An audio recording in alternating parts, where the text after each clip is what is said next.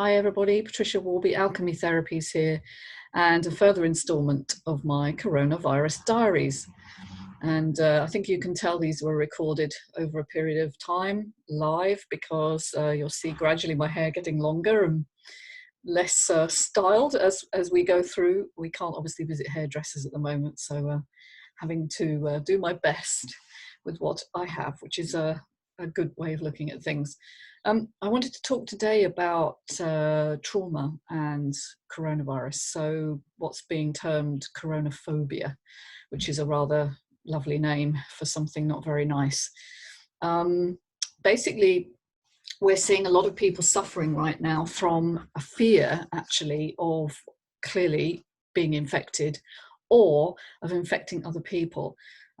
What's happening in the UK at the moment? Well, we've overtaken Italy in the number of deaths, so we're now the highest in Europe, which is not a great thing to have happened. And a lot of questions are being asked as to why that is, which I'm not going to go into here. I think the answers are political and being related to our lack of preparedness.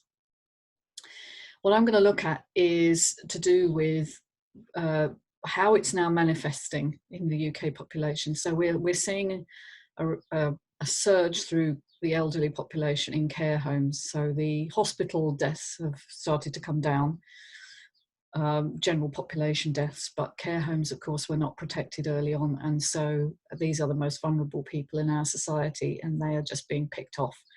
So the main focus for me, though, in this session isn't to do with the sadness of that, which is terrible, but to do with the people that actually care for this group of people, and how the effort and the stress of looking after someone that you fear you may have infected unwittingly by being asymptomatic. In other words, by carrying the virus, not knowing, going in to do your job of work, which involves caring for people, which is a really hard job to do and involves a great degree of vocation and love and care. And then to realize that you may have infected other people that you care for is a form of vicarious trauma, we call it. So it's sort of transferred trauma. It's the idea that you're witnessing somebody else suffering, somebody that you are emotionally connected with. And obviously carers do get emotionally connected with the people they care for because they see them most days. And the elderly are lovely and vulnerable, but they have a lot to give as well. So we're seeing a tremendous amount of guilt, and this is going to tragically damage a lot more people than the virus ever will. We're going to have a lot of people who can't really function after this, who have PTSD, because this is a tragedy when you are a sensitive, caring person, to believe that you have caused the death of someone else or the suffering of someone else. So I expect a surge in anxiety and related mental health issues, I'm sad to say. That could have been prevented. And as I say, this isn't a political video, so I'm not going to go into that, but it is tragic, absolutely tragic, because it could have been dealt with much, much sooner with the appropriate action. But it's always easier to see things in retrospect, isn't it? So the other thing to talk about is the psychosocial distress of our young population. And here I'm not talking so much about the really young kids, because for them, actually, I've heard from various friends of mine with young children that they're actually having a ball right now because they're off school. And for most kids, they do have hopefully siblings, and they do have a family to play with and do things with.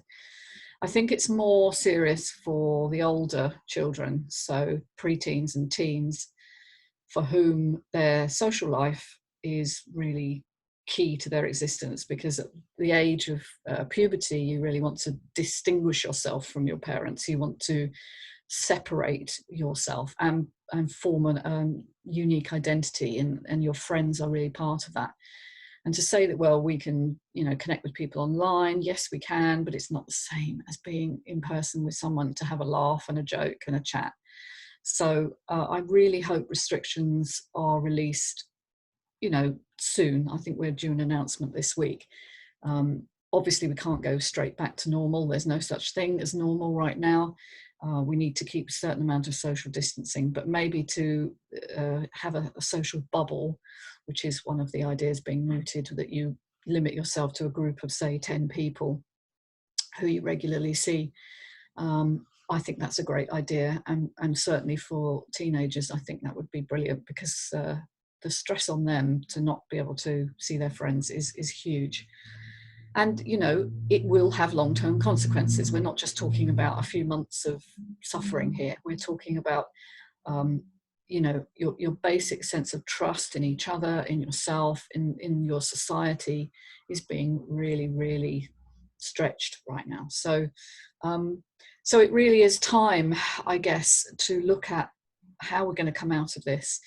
Now, there is one piece of, well, there are several pieces of good news, but one that really struck me this week was that a study in Italy, in a remote village, has shown that the degree of infection is very, very much higher, potentially 10 to 20 times higher than we've been estimating.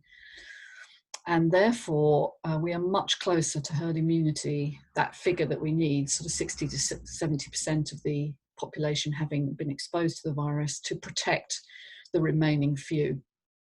And if the same figures are applied to the UK, given our number of deaths, and of course, this isn't exact science, this is statistics, and we know the problems with statistics, we've already seen those. We could estimate that between something like 7.9 and maybe 33 million people in the UK have been exposed to the virus. And that, in fact, it was spreading a lot earlier. And we're beginning to see this now a lot earlier than we've been told. So there's even evidence in France, I believe, of someone in December having had the virus. So if you think of international air travel, which was going on, you know, between China and various parts of the world, it seems likely. And still in the UK, we're not quarantining people. I'm not even sure if we're forcing them to wear masks on airlines. I think most people are. But there are still pictures of aircraft taking off with people really close together. And this is still happening in and out. And it was happening in November and December, obviously a lot more than it is now. And so the likelihood is we have a much higher infection rate. And of course, for the vast majority, this is either a very mild illness or, in fact, it's asymptomatic, so you wouldn't even know you had it. And there are some people who report anecdotally that they had a very serious, what was called chest infection or pneumonia in, you know, December or January this year. And of course, COVID-19 wasn't named then, it wasn't identified then. And so they are being retrospectively tested, and we're finding that, in fact, they did have the virus in their system.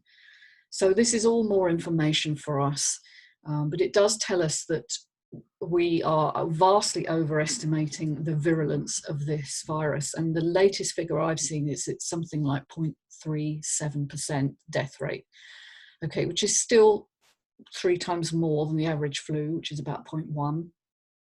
But it's still on a par with a very nasty flu virus like we saw 2 or 3 years ago.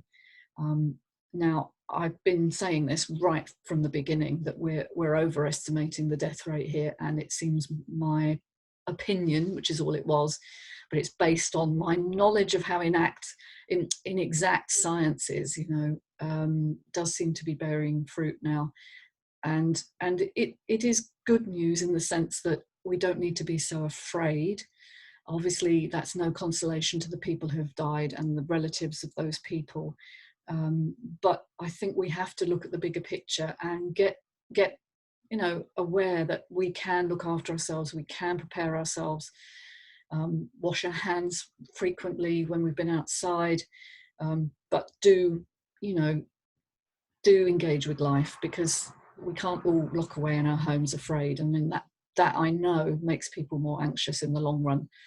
And surveys of the UK population are showing that up to 55% of people at the moment are anxious about the future now.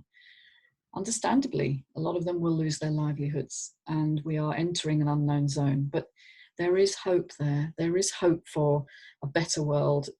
We're seeing already some great news about changing city centres so that bicycling and walking are prioritised over driving, and even public transport, which of course isn't the safest when you're trying to instill social distancing. So to make cities and towns more friendly for walkers and cyclists is a great thing, and it's happening all over Europe. I'm sure it's happening in many places as they come out of lockdown. And still we are noticing, cleaner air, cleaner water. There are benefits to this, and we just need to be sensible. We need to engage in the democratic process. I would really encourage people to understand what's being done in your name and have a voice, and take part in democracy here, because there are elements that would like to impose rules and enforce things that are not strictly in your best interests. So I won't say more, but do engage with life. Try to deal with your fear and your trauma. And as we come out of lockdown, try and reconnect with those people that are important to you, because this is a connection and support are one way that you can start to deal with anxiety. Okay, well, great to speak with you all, and take care. Subscribe if you're interested, and see you soon. Bye.